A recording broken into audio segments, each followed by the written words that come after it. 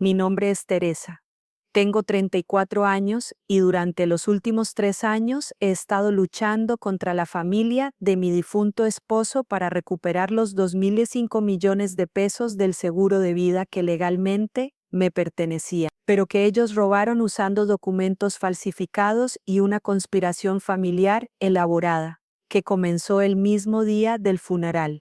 Mi esposo Gabriel y yo estuvimos casados durante 8 años hermosos pero desafiantes. Él trabajaba como ingeniero en una empresa de construcción en Monterrey, mientras yo manejaba una pequeña boutique de ropa en el centro de la ciudad. No teníamos hijos, una decisión que habíamos tomado conscientemente, después de años de intentos infructuosos de concebir y múltiples tratamientos de fertilidad que habían agotado nuestros ahorros y nuestra energía emocional. La decisión de no tener hijos había creado tensión considerable con la familia de Gabriel, especialmente con su madre, doña Carmen, y su hermana mayor Leticia. Desde el principio de nuestro matrimonio, habían dejado claro que consideraban que una mujer sin hijos no era una verdadera esposa, y que yo estaba fallándole a Gabriel de maneras fundamentales. Una mujer que no puede darle hijos a su esposo no es una esposa completa, me había dicho doña Carmen durante una cena familiar particularmente tensa. Gabriel debería haber encontrado a alguien que pudiera continuar el apellido familiar. Gabriel siempre me defendía en estos momentos, pero podía ver que la presión constante de su familia lo afectaba. No les hagas caso, me decía después de estas confrontaciones. Tú eres todo lo que necesito. A pesar de estas tensiones familiares, Gabriel y yo habíamos construido una vida sólida juntos. Éramos mejores amigos además de esposos. Compartíamos los mismos valores sobre el dinero, el trabajo y el futuro. Él respetaba mi independencia profesional, y yo admiraba su dedicación tanto a su carrera como a nuestra relación. Parte de nuestra planificación financiera responsable incluía seguros de vida sustanciales para ambos. Gabriel tenía una póliza de 5 millones de pesos a través de su empresa, con beneficios adicionales si moría en un accidente laboral. Yo tenía una póliza menor de 8. Habíamos discutido estas pólizas extensivamente y habíamos actualizado los beneficiarios oficialmente después de casarnos. Si algo me pasa, me había dicho Gabriel mientras firmábamos los documentos, quiero asegurarme de que puedas mantener el negocio y vivir cómodamente sin preocuparte por dinero. Nada te va a pasar, había respondido, tocando madera supersticionalmente. Pero agradezco que pienses en mí. El 15 de marzo de 2021, Gabriel murió en un accidente en el sitio de construcción donde estaba supervisando la instalación de una grúa industrial. Un cable de soporte se rompió y una sección de la grúa colapsó, aplastándolo instantáneamente. Los paramédicos dijeron que murió al momento del impacto, que no había sufrido. La llamada telefónica que cambió mi vida llegó a las 3:47 p.m. mientras estaba ayudando a una clienta a elegir un vestido para una boda. El gerente de la construcción me llamó directamente, con voz quebrada por la emoción. Señora Teresa, ha habido un accidente terrible. Gabriel no sobrevivió. El mundo se detuvo. El vestido que estaba sosteniendo cayó al piso y me senté pesadamente en el suelo de la boutique, incapaz de procesar las palabras que acababa de escuchar. Los días siguientes fueron un borrón de arreglos funerarios, condolencias y shock emocional. La familia de Gabriel inmediatamente asumió control de todos los arreglos, lo cual en el momento agradecí porque no tenía capacidad emocional para tomar decisiones sobre funerarias, flores y ceremonia. Doña Carmen y Leticia se encargaron de contactar a la empresa de Gabriel, manejar los trámites iniciales y coordinar con las autoridades. No te preocupes por nada, me dijo Leticia mientras yo lloraba inconsolablemente en el sofá de nuestra sala. Nosotras nos encargamos de todo. Durante el funeral, estaba demasiado devastada para prestar atención a los detalles administrativos. Firmé algunos documentos que doña Carmen puso frente a mí, asumiendo que eran relacionados con los arreglos funerarios o trámites básicos de defunción. Solo necesitamos tu firma para algunos papeles del seguro, me explicó. Formalidades para comenzar el proceso de reclamo.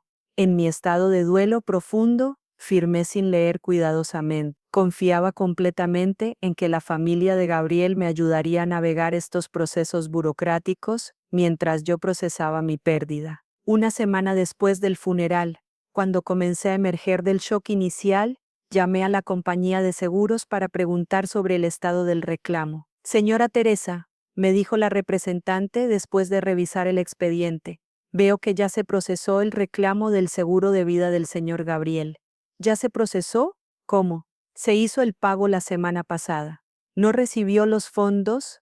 Mi corazón comenzó a latir más rápido. No he recibido ningún dinero. ¿Puede decirme a dónde se envió el pago? Hubo una pausa. Déjeme revisar. El pago se hizo a nombre de Carmen Ruiz, listada como beneficiaria primaria de la póliza. Eso es imposible. Yo soy la esposa de Gabriel. Yo soy la beneficiaria. Señora, tengo aquí los documentos con su firma donde usted transfiere sus derechos como beneficiaria a la señora Carmen Ruiz. Los documentos están fechados 3 días después del fallecimiento. El mundo comenzó a girar a mi alrededor. ¿Puede enviarme copias de esos documentos? Por supuesto. Se los envío por correo electrónico ahora mismo. Colgué el teléfono y inmediatamente revisé mi correo. Los documentos llegaron minutos después, y lo que vi me quitó el aliento. Ahí estaba mi firma, clara como el día, en documentos que transferían oficialmente todos mis derechos sobre el seguro de vida de Gabriel a su madre. Los documentos estaban redactados de manera que parecían formularios rutinarios de reclamo de seguro, pero en letra pequeña contenían lenguaje legal que esencialmente me despojaba de todos los beneficios. Había sido engañada para firmar mi propia exclusión de la herencia de mi esposo mientras estaba en el punto más vulnerable de mi vida. Esa tarde confronté a doña Carmen directamente en su casa. ¿Qué son estos documentos?, le pregunté, mostrándole las copias que había impreso. Su reacción me dijo todo lo que necesitaba saber. No mostró sorpresa o confusión. En su lugar, su expresión se endureció inmediatamente. Son documentos legales apropiados, respondió fríamente. Documentos que transfieren el seguro de vida de mi esposo a usted. ¿Cómo puede ser eso apropiado? Gabriel era nuestro hijo antes de ser tu esposo. Pero yo soy su viuda. El dinero del seguro legalmente me pertenece. En ese momento, Leticia entró a la sala, claramente habiendo escuchado nuestra conversación. Tú no mereces nada, me gritó con una voz llena de veneno. Durante 8 años no pudiste darle hijos a Gabriel. Fuiste una esposa inútil. El hecho de que no tuviéramos hijos no significa que no merezca la herencia de mi esposo. Gabriel trabajó durante años para asegurar el futuro de su familia real, continuó doña Carmen. Nosotras somos su familia real. Tú eres solo una mujer que pasó por su vida. Una mujer que pasó por su vida. Estuvimos casados durante 8 años, sin hijos, sin contribuir realmente a esta familia, dijo Leticia. Al menos ahora el dinero va a ir a personas que realmente amaban a Gabriel. Yo amaba a Gabriel más que nadie. Si realmente lo hubieras amado, le habrías dado hijos, respondió doña Carmen con crueldad calculada. Era la conversación más devastadora de mi vida. No solo había perdido a mi esposo, sino que su familia había robado sistemáticamente la seguridad financiera que él había querido proporcionarme. Y ahora me estaban diciendo que no la merecía porque no había podido tener hijo. Esa noche, llorando en la casa que Gabriel y yo habíamos compartido, rodeada de sus fotos y recuerdos de nuestra vida juntos, tomé la decisión de luchar. Contraté al mejor abogado especialista en seguros que pude encontrar en Monterrey. El licenciado Moreno revisó todos los documentos y me explicó la situación legal. Señora Teresa, esto es un caso clásico de fraude en documentos de seguro. La aprovecharon durante su periodo de duelo para que firmara documentos que no entendía completamente. Pero mi firma está ahí, ¿no es legalmente válida? Una firma obtenida bajo engaño, especialmente de una persona en duelo que no tenía representación legal, puede ser impugnada. Además, como esposa legal, usted tenía derechos que no podían ser removidos sin su consentimiento informado completo. Si esta historia ya te está impactando, dale like y suscríbete para más historias impactantes. Y dime en los comentarios, ¿Estás viendo esto en tu descanso de trabajo o relajándote en casa? Durante los siguientes 6 meses, el licenciado Moreno y yo construimos un caso comprensivo. Recopilamos evidencia de que, planificado sistemáticamente, excluirme desde el momento de la muerte de Gabel. ¿Qué probabilidades tenemos de ganar?, le pregunté durante una de nuestras reuniones preparatorias. Las probabilidades son buenas, pero va a ser una batalla difícil. Van a argumentar que usted firmó voluntariamente y van a tratar de pintarla como alguien que no merece los beneficios. ¿Cómo pueden argumentar que no merezco los beneficios? Probablemente van a enfocarse en el hecho de que ustedes no tuvieron hijos. Van a tratar de argumentar que Gabel realmente quería que su familia de origen recibiera el dinero. Pero eso no es verdad. Gabel y yo discutimos estos seguros extensivamente. Lo sé y tenemos evidencia de eso. Pero prepárese para que ataquen su matrimonio y su carácter personal. El licenciado Moreno tenía razón. Durante la deposición previa al juicio, los abogados de doña Carmen y Leticia fueron despiadados. ¿Es cierto que usted no pudo darle hijos al señor Gabriel?, me preguntó su abogado. Tuvimos desafíos con la fertilidad, pero eso no tiene relevancia para este caso. Es cierto que gastaron ahorros significativos en tratamientos de fertilidad que fallaron. Gastamos dinero en tratamientos médicos, sí. Y durante estos 8 años de matrimonio, ¿qué contribución específica hizo usted al bienestar económico del señor Gabriel? Manejaba mi propio negocio, compartíamos los gastos del hogar y proporcioné apoyo emocional y doméstico. Pero él era el principal sostén económico de la familia. Ambos trabajábamos y contribuíamos a nuestro hogar. ¿No es cierto que el señor Gabriel expresó frustraciones sobre la falta de hijos en su matrimonio? Objeto, interrumpió el licenciado Moreno. Esta línea de interrogatorio es irrelevante para determinar la legitimidad de los documentos de seguro. Durante horas de deposición, trataron de retratar mi matrimonio como una carga para Gabriel, sugiriendo que él había estado secretamente decepcionado conmigo y que realmente había querido que su familia recibiera el dinero del seguro. Era emocionalmente devastador tener que defender mi matrimonio y mi valor como esposa, mientras simultáneamente lidiaba con el duelo por la pérdida de Gabriel. Pero la evidencia estaba de nuestro lado. Durante la deposición de doña Carmen, quedó claro que había planificado la exclusión desde el momento de la muerte de Gabriel, cuando decidió que la señora Teresa no debería recibir los beneficios del seguro. Le preguntó el licenciado Moreno. Siempre supimos que Gabriel querría que su familia real recibiera el dinero. Pero él nunca le dijo esto directamente. No necesitaba decírnoslo. Era obvio. ¿Y cuándo preparó los documentos de transferencia de beneficiario? Hubo una pausa larga. Los preparamos después del funeral. ¿Cuánto después? ¿Un día o 2? Entonces usted sabía antes de contactar a la señora Teresa que planeaba excluirla de los beneficios. Sabíamos lo que era correcto para Gabriel. Era evidencia dámin de premeditación. No había sido una decisión espontánea durante el duelo.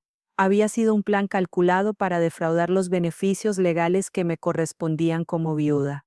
El juicio en sí duró 3 días. Los abogados de doña Carmen presentaron testimonios de familiares que afirmaban que Gabriel había estado infeliz en nuestro matrimonio y que había expresado deseos de que su familia de origen recibiera sus beneficios. Pero cuando el licenciado Moreno presentó nuestra evidencia, incluyendo conversaciones grabadas donde Gabriel y yo discutíamos específicamente las pólizas de seguro y nuestros planes financieros, quedó claro que estas afirmaciones eran fabricadas. También presentamos evidencia de que doña Carmen había contactado a un abogado para preparar los documentos de transferencia antes del funeral, probando premeditación para defraudar.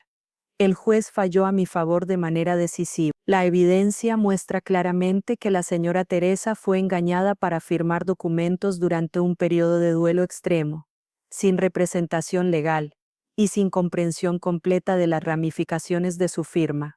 Declaró. Además, la evidencia sugiere que hubo premeditación para excluirla de beneficios que legalmente le correspondían como viuda. Ordené la transferencia inmediata de los 2.005 millones de pesos. Más intereses, más daños punitivos de 300.000 pesos adicionales por fraude deliberado. Pero ganar el juicio no fue el final de la historia. Recuperar realmente el dinero tomó otros 8 meses de procesos legales adicionales, porque doña Carmen y Leticia habían gastado una porción significativa de los fondos del seguro. Habían comprado una casa nueva por 8 millones de pesos, un auto de lujo por 400.000 pesos, y habían gastado el resto en vacaciones, muebles y otros gastos de estilo de vida. ¿Cómo recuperamos dinero que ya se gastó?, le pregunté al licenciado Moreno. Podemos embargar la casa, el auto y otros activos hasta recuperar la cantidad total más daños. El proceso de embargo fue público y humillante para doña Carmen y Leticia. La casa que habían comprado con el dinero del seguro de Gabriel fue confiscada y vendida en subasta pública. El auto de lujo fue reposeído. Sus cuentas bancarias fueron congeladas hasta que se pagara la restitución completa. Durante este proceso, hicieron múltiples intentos de contactarme para llegar a un acuerdo. Teresa, podemos resolver esto sin más drama legal, me dijo Leticia durante una llamada telefónica tensa. Podemos devolverte parte del dinero y mantenernos parte nosotras. El juez ya determinó que todo el dinero me pertenece legalmente. Pero somos familia. Gabriel no habría querido que nos trataran así. Gabriel no habría querido que ustedes me robaran en primer lugar. Solo queríamos asegurar que el dinero fuera a personas que realmente lo apreciaran. Yo era su esposa. No hay nadie que lo hubiera apreciado más. Al final, tomó 18 meses de batallas legales, pero recuperé la cantidad completa del seguro más daños. Los costos legales fueron sustanciales, pero el principio era más importante que el dinero. Con los fondos del seguro, tomé decisiones que sé que Gabriel habría apoyado. Expandí mi boutique significativamente, abriendo una segunda ubicación y empleando a 8 personas con salarios dignos y beneficios completos. También establecí un fondo de becas en memoria de Gabriel para estudiantes de ingeniería de familias de bajos recursos. Era algo que habíamos discutido hacer cuando fuéramos mayores, y sabía que le habría gustado que su legado ayudara a otros a perseguir educación en su campo. 3 años después de la muerte de Gabriel, mi vida había encontrado una nueva normalidad. El negocio era próspero, tenía empleados que valoraba, y había encontrado maneras significativas de honrar la memoria de Gabriel. Pero la experiencia me había enseñado lecciones duras sobre la familia, el duelo y la importancia de protegerse, incluso durante los momentos más vulnerables. ¿Has considerado volver a casarte?, me preguntó mi amiga Patricia durante una cena. Algún día, tal vez, respondí. Pero cuando lo haga, voy a asegurarme de que todos los documentos legales y financieros estén claramente establecidos desde el principio. Por desconfianza, por experiencia, aprendí que las personas pueden aprovecharse del duelo y la vulnerabilidad de maneras que nunca imaginé. La historia me enseñó que la familia no siempre significa lealtad, que el duelo puede ser usado como arma contra ti, y que defender tus derechos a veces requiere estar dispuesta a parecer poco familiar o problemática. Doña Carmen y Leticia nunca se disculparon ni reconocieron el daño que habían causado. Después de perder la batalla legal, simplemente desaparecieron de mi vida, como si los 8 años que había pasado como parte de su familia nunca hubieran existido. Pero también aprendí sobre mi propia fuerza. Durante los momentos más difíciles del proceso legal, cuando estaba siendo atacada personal y emocionalmente, descubrí que podía defender no solo mis derechos financieros, sino también la memoria de mi matrimonio y el valor de mi relación con Gabriel. Al final, no se trataba solo del dinero del seguro. Se trataba de validar que mi matrimonio había sido real, que mi amor por Gabriel había sido genuino, y que merecía el mismo respeto y consideración que cualquier viuda. Hoy, cuando miro las fotos de Gabriel en mi casa, Ya no siento solo tristeza por su pérdida. También siento orgullo de que luché por preservar su legado y honor su memoria de la manera que él habría querido. La experiencia fue devastadora, pero al final me enseñó que a veces tienes que estar dispuesta a luchar por lo que es tuyo, incluso cuando esa lucha viene durante los momentos más difíciles de tu vida. Pero recuperar el dinero del seguro fue solo el comienzo de un proceso de sanación mucho más complejo. Durante los meses que siguieron a la resolución legal, comencé a experimentar lo que mi terapeuta más tarde identificaría como trastorno de estrés postraumático relacionado con duelo complicado y abuso financiero familiar. Los síntomas se manifestaron de maneras inesperadas. Tenía pesadillas recurrentes, donde Gabriel aparecía para decirme que su familia tenía razón, que yo no merecía el dinero del seguro porque había fallado como esposa al no darle hijos.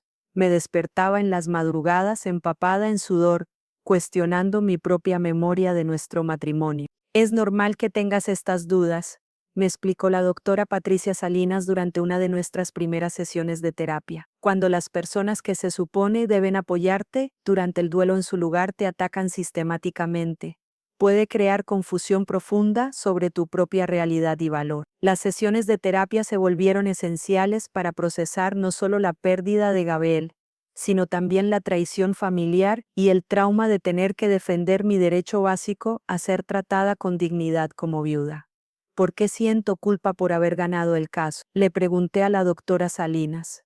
Sabía que tenía razón, pero parte de mí sigue sintiendo que tal vez fui demasiado agresiva, porque te condicionaron durante años a creer que no merecía respeto o consideración. Cuando finalmente te defendiste, tu sistema emocional no sabía cómo procesar esa experiencia nueva.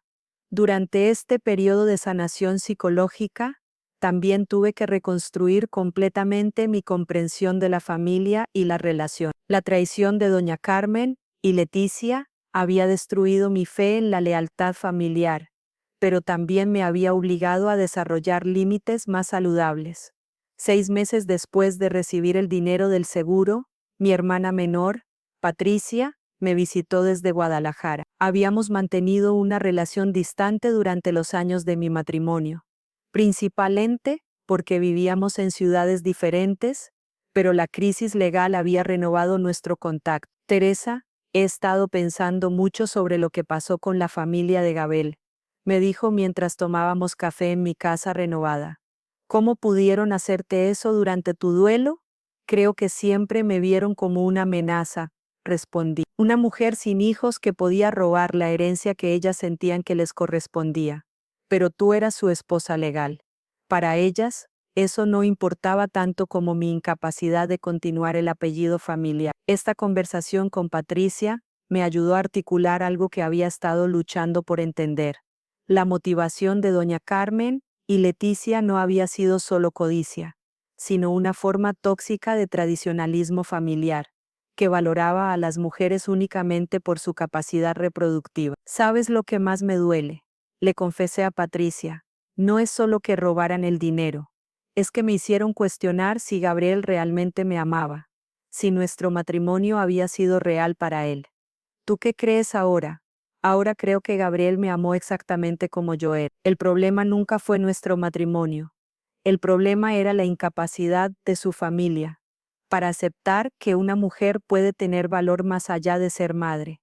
Esta realización fue un punto de inflexión en mi proceso de sanación. Comencé a recordar más claramente las conversaciones específicas que Gabriel y yo habíamos tenido sobre sus planes de seguro y nuestro futuro financiero. Durante una sesión de terapia, la doctora Salinas me pidió que escribiera una carta a Gabriel, expresando todo lo que hubiera querido decirle sobre la batalla legal. Querido Gabriel, escribí, tu familia trató de robar no solo el dinero que querías que yo tuviera, sino también la memoria de nuestro amor. Trataron de convertir nuestros años juntos en algo menor, algo que no merecía respeto o protección, pero luché por nosotros, luché por la validez de nuestro matrimonio y por tu derecho a decidir qué pasaba con tu legado. Espero que estés orgulloso de que no me rendí. Escribir esa carta liberó emociones que había estado reprimiendo durante meses. Por primera vez desde la muerte de Gabriel, pude llorar no solo por su pérdida, sino por la experiencia completa de haber sido traicionada por personas que se suponía debían cuidarme durante mi momento más vulnerable. Un año después de la resolución legal, tomé una decisión que transformó mi perspectiva sobre el futuro. Decidí comenzar un proceso de adopción como madre soltera. La decisión surgió después de meses de trabajo voluntario en un centro de acogida para niños, algo que había comenzado como parte de mi proceso de sanación, pero que se había convertido en una pasión genuina. ¿Estás segura de que estás lista para esto?, me preguntó Patricia cuando le conté mis planes. He pasado años sintiendo que mi valor como mujer estaba determinado por mi incapacidad de tener hijos biológicos. Respondí, pero trabajar con estos niños me ha mostrado que hay muchas maneras de ser madre, y que el amor no requiere conexión genética. El proceso de adopción fue largo y riguroso, pero también sanador. Las trabajadoras sociales evaluaron no solo mi estabilidad financiera y emocional, sino también mi capacidad para proporcionar un hogar seguro y amoroso. ¿Cómo planea explicarle a un niño adoptivo la situación con la familia de su difunto esposo?, me preguntó la trabajadora social durante una de las entrevistas. Le explicaré que a veces las familias cometen errores graves, pero que esos errores no definen el valor de las personas afectadas. Y le enseñaré que defender lo que es correcto a veces requiere valentía, pero que siempre vale la pena. 15 meses después de comenzar el proceso, me presentaron a Sofía, una niña de 7 años que había estado en el sistema de acogida durante 3 años después de que sus padres biológicos perdieran la custodia debido a negligencia. ¿Por qué quieres adoptarme?, me preguntó Sofía durante nuestra segunda visita, con la honestidad directa que solo tienen los niños. Porque tengo mucho amor para dar, y creo que podríamos hacer una buena familia juntas. Le respondí, ¿y si no funciona? Entonces trabajaremos juntas para que funcione. Las familias buenas no se rinden unas con otras. Sofía se mudó conmigo 6 meses después, y adaptar mi vida para incluir las necesidades de una niña de 8 años fue desafiante, pero profundamente satisfactorio. Por primera vez en años, mi casa se llenó de risa, preguntas constantes, y la energía caótica pero hermosa de la niñez. ¿El señor Gabriel habría querido que yo viviera aquí?, me preguntó Sofía una noche mientras la ayudaba con su tarea. Creo que a Gabriel le habría encantado conocerte, respondí honestamente. Él siempre quiso que nuestra casa fuera llena de amor y familia, sin importar cómo se viera esa familia. 2 años después de la adopción de Sofía, mi vida había encontrado un equilibrio completamente nuevo. El negocio continuaba próspero, ahora con 2 empleados, y había desarrollado una reputación en Monterrey, no solo por la calidad de la ropa, sino también por las prácticas éticas de empleo y el ambiente de trabajo positivo. Sofía se había adaptado hermosamente a su nueva vida, sobresaliendo en la escuela y desarrollando amistades sólidas en nuestro barrio. Más importante, había comenzado a llamarme mamá de manera natural, sin que yo se lo pidiera. ¿Sabes qué es lo mejor de vivir contigo?, me dijo una tarde mientras preparábamos la cena juntas. Que nunca tengo que preocuparme de que me vayas a abandonar o de que no me quieras lo suficiente. Sus palabras me conmovieron profundamente, porque reconocí en ella los mismos miedos de abandono y rechazo que yo había experimentado durante la batalla legal con la familia de Gabriel. 3 años después de adoptar a Sofía, recibí una llamada inesperada de Leticia. Era la primera vez que habíamos hablado desde la resolución del caso legal. Teresa, sé que probablemente no quieres hablar conmigo, comenzó su voz sonando más vieja y cansada de lo que recordaba. ¿Qué necesitas, Leticia? Mi mamá está muy enferma. Cáncer avanzado. Los doctores dicen que le quedan solo unos meses. Lo siento escuchar eso. Ella quiere hablar contigo antes de morir. La petición me tomó completamente por sorpresa. ¿Para qué? Creo que quiere disculparse. El cáncer la ha hecho reflexionar sobre muchas cosas. ¿Y tú qué piensas de eso? Hubo una pausa larga. Creo que hicimos algo terrible contigo. No digo que esté lista para admitirlo públicamente, pero creo que mi mamá necesita hacer las paces antes de morir. Pasé una semana considerando la petición. Consulté con la doctora Salinas, hablé con Patricia, e incluso de manera apropiada para su edad, discutí la situación con Sofía. ¿La señora que fue mala contigo quiere decir que lo siente?, me preguntó Sofía. Sí, algo así. ¿Y tú qué quieres hacer? No estoy segura. Parte de mí quiere escuchar lo que tiene que decir, pero otra parte de mí tiene miedo de que sea solo otro intento de manipulación. Pero ¿qué pasa si realmente lo siente? ¿No sería bueno para ti escucharlo? La sabiduría simple de Sofía me ayudó a tomar la decisión. Acordé visitar a doña Carmen, pero con condiciones claras. Sería una visita única. Yo controlaría la duración, y Sofía me acompañaría y esperaría en la sala. 2 días después, me encontré parada frente a la casa donde doña Carmen había vivido durante décadas, sosteniendo la mano de Sofía y sintiendo una mezcla compleja de nervios, curiosidad y determinación. Leticia nos abrió la puerta, luciendo significativamente mayor de lo que recordaba. Teresa, gracias por venir, y tú debes ser Sofía. Mucho gusto, respondió Sofía educadamente, como le había enseñado. Mamá está en su habitación. Está muy débil, pero está consciente y ha estado esperando esta conversación. Doña Carmen estaba irreconocible. El cáncer había reducido su cuerpo a una fracción de su tamaño anterior, y su piel tenía el tono amarillento que indica enfermedad avanzada. Pero sus ojos mantenían la misma intensidad que recordaba. Teresa, murmuró cuando me acerqué a su cama. Viniste. Leticia dijo que querías hablar conmigo. Sí. Su voz era apenas un susurro. Necesito decirte algo antes de morir. Me senté en la silla junto a su cama, manteniendo cierta distancia emocional, pero dispuesta a escuchar. Lo que te hicimos, comenzó, pausando para tomar aliento, fue imperdonable. No solo el dinero, la manera como te tratamos durante tu duelo. ¿Por qué lo hicieron? Porque estaba furiosa. Furiosa de que Gabriel muriera sin darme nieto. Furiosa de que 8 años de matrimonio no hubieran resultado en la continuación de nuestro apellido. Eso no era culpa mía. Lo sé ahora.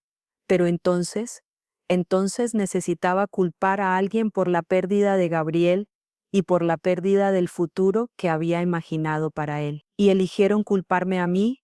Te convertimos en el símbolo de todo lo que había salido mal en la vida de Gabriel. Fue más fácil odiarte que aceptar que simplemente algunas cosas no estaban destinadas a ser. Y el dinero del seguro, el dinero fue codicia, pero también fue castigo.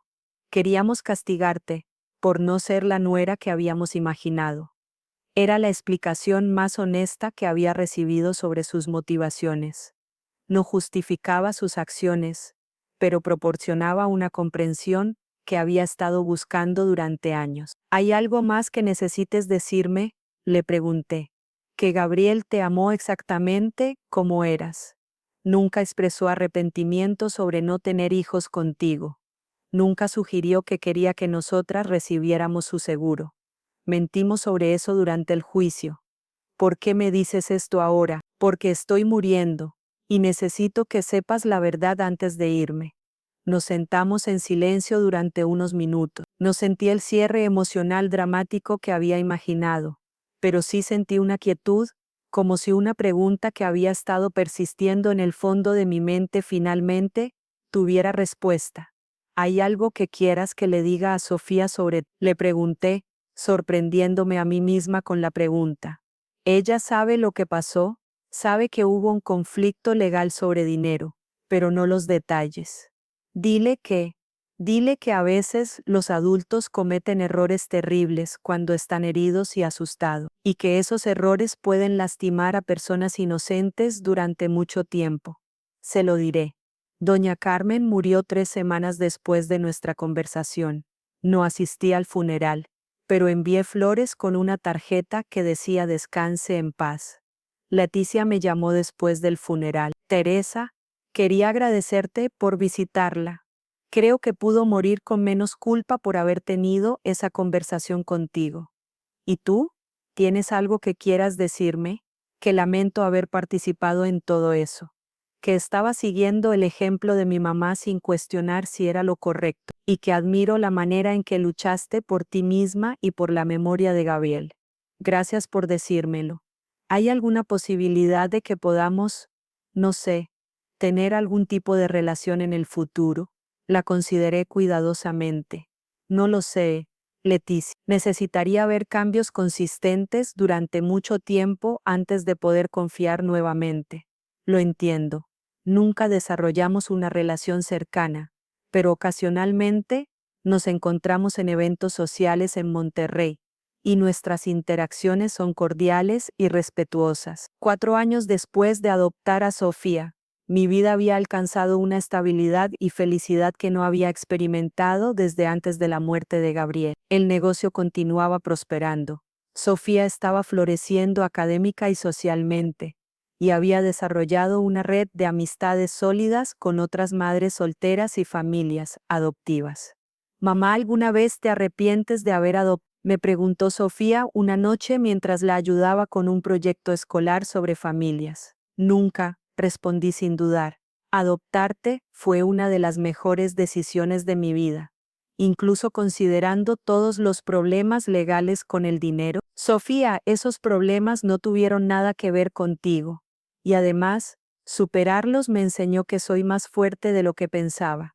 ¿Y crees que el señor Gabriel estaría contento de que yo viva aquí?». «Creo que Gabriel estaría feliz de ver que nuestra casa está llena de amor y familia, sin importar cómo se formó esa familia». 5 años después de la muerte de Gabriel, establecí oficialmente la Fundación Gabriel Ruiz para Familias en Transición, una organización sin fines de lucro que proporciona apoyo legal y emocional a viudas y viudos que enfrentan disputas familiares sobre herencias y seguros. La fundación había nacido de mi propia experiencia, pero se había expandido para ayudar a docenas de familias que enfrentaban situaciones similares.